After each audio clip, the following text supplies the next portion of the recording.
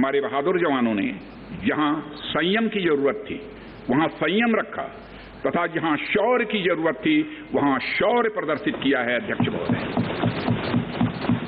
मैं सदन से अध्यक्ष महोदय ये अनुरोध करता हूं कि हमारे दिलेर जवानों की वीरता एवं उनके बहादुरी की भूरी भूरी प्रशंसा की जानी चाहिए।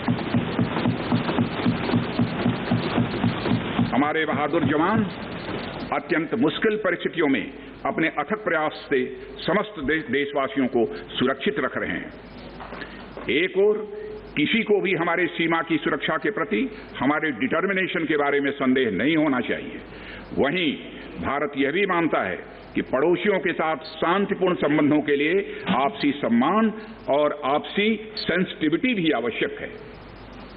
क्योंकि हम मौजूदा स्थिति का डायलॉग के जरिए समाधान चाहते हैं और हमने चाइनीज साइड के साथ डिप्लोमेटिक और मिलिट्री एंगेजमेंट बनाए रखा है।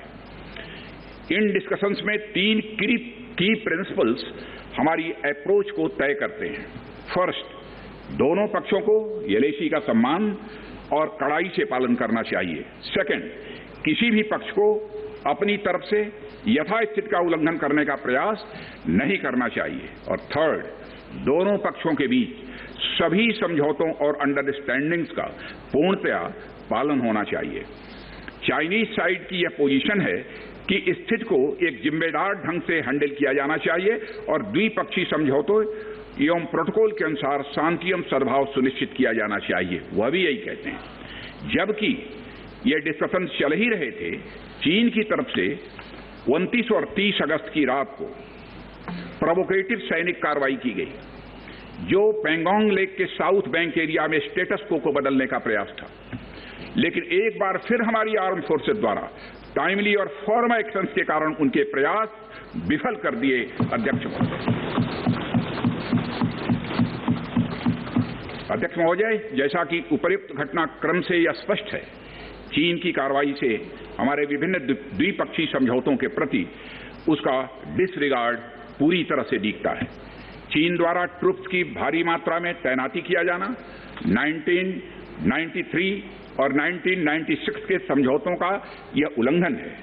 एलएसी का सम्मान करना और उसका कड़ाई से पालन किया जाना सीमा क्षेत्रों में शांति और सद्भाव का आधार है और इसे 1993 एवं 1996 के समझौते में स्पष्ट रूप से यह स्वीकार भी किया गया है।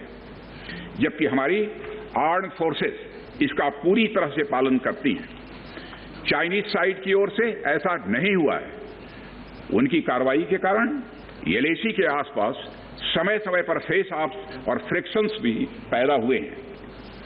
जैसा कि मैंने पहले भी उल्लेख किया, इन समझौतों में फेस ऑफ की स्थिति से निपटने के लिए विस्तृत प्रोसीजर्स और नॉर्म्स भी निर्धारित हैं।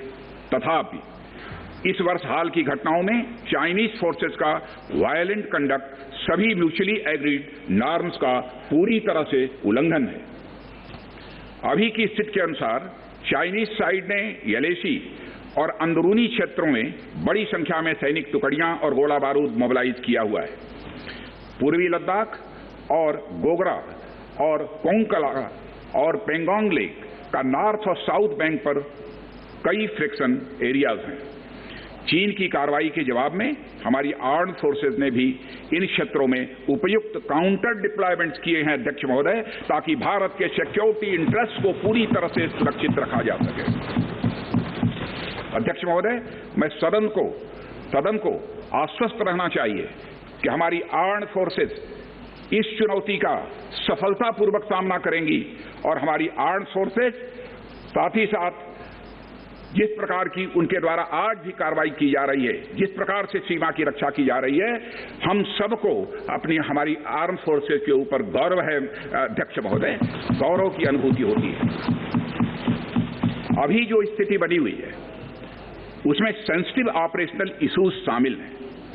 इसलिए मैं इस बारे में ज्यादा ब्यौरा का खुलासा यदि करना चाहूं तब भी नहीं कर सकता हूं। अध्यक्ष महोदय, यह हमारी एक सीमा है और मैं आश्वस्त हूं यह सदन हमारी इस सेंसिटिविटी को भी समझेगा।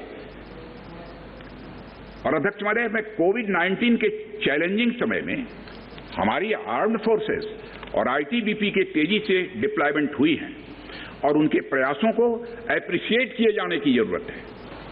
और यह इसलिए भी संभव हुआ है